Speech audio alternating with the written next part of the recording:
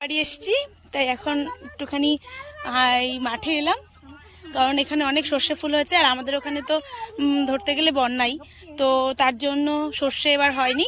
তো বাবার বাড়ি এসে এত সুন্দর সর্ষে দেখে আমি আর লোভ সামলাতে পারলাম না। এই দেখো রেডি হয়ে চলে এসেছি সর্ষে খেতে একটুখানি ভিডিও করব বলে। আর আমার সাথে আছে, দেখাচ্ছি কে কে, তো দেখে নাও। এই দেখো কত সুন্দর।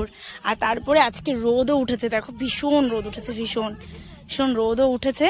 তো যাচ্ছি, দেখো সামনে হচ্ছে দিদি। এই দি একটু হাই করে দে।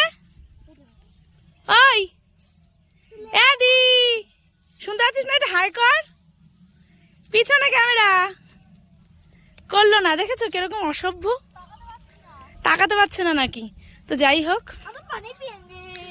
তো ওই যে দিদি আর ওই যে দিদির মেয়ে, সামনে এই যে আমার মেয়ে, ভাই,